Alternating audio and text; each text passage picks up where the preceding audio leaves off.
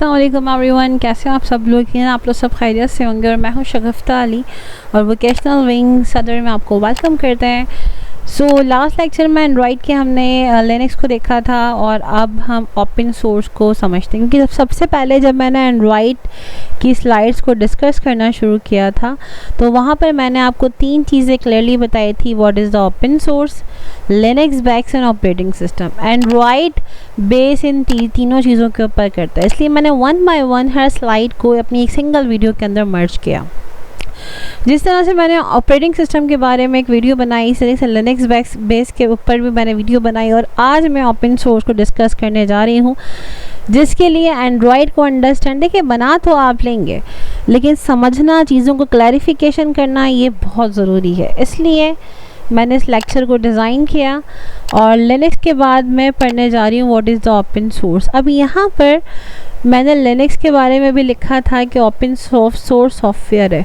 तो open source होता क्या है, याद रखिएगा, विंडोज़ जब भी आप इंस्टॉल करते हैं एक लिमिटेड टाइम पीरियड तक वो एक्टिवेट रहती है आपके पास। उसके बाद फिर कुछ सॉर्ट ऑफ पेमेंट देकर आपको फिर दोबारा से उस विंडोज़ को एक्टिवेट कराना पड़ता है। लेकिन लिनक्स में ऐसा कुछ भी नहीं है। लिनक्स ओपन सोर्स है।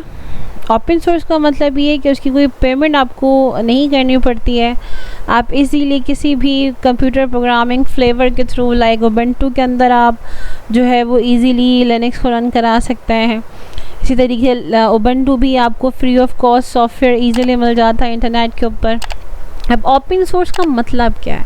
ओपन सोर्स का मतलब है लाइसेंस फ्री सॉफ्टवेयर्स, जिसमें आपको लाइसेंस फ्री वो सॉफ्टवेयर भी मिलेगा उसके साथ। If you want to use the code of the Linux base या किसी भी सॉफ्टवेयर का आप कोड को री यूज़ करना चाहें, री एडिट करना चाहें, तो सोर्स को आप इजीली री एडिट भी कर सकते हैं।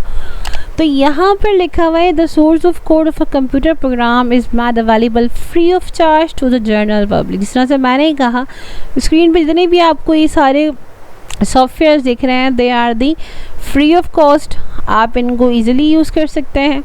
आप इनको जब चाहे इनके कोड को री यूज़ करना चाहें री यूज़ कर सकते हैं, और इनका कोई लाइसेंस नहीं है, इनका कोई टाइम पीरियड नहीं है एक्सपायरी का।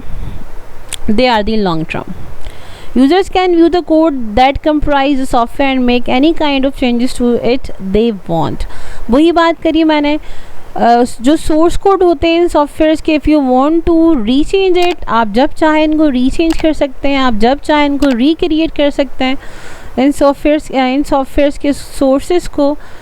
और इसी तरीके से anyone can take the source code and distribute their own program from it. Obviously ये चीज़ भी है, अगर आप इन सॉफ्टवेयर्स को, जो सॉफ्टवेयर ओपन सोर्स सॉफ्टवेयर्स हैं, आप इनके कोड को रीयूज़ करना चाहें, मैं बता चुकी हूँ कर सकते हैं। लेकिन अगर आप इसी के कोड को रीडिज़ाइन करना चाहें, लिखना चाहें आप बार बार इनके अंदर, या अमेंडमेंट करना चाहें, तो आप इन कोड के अंदर अमेंडमेंट इजीली कर सकते हैं।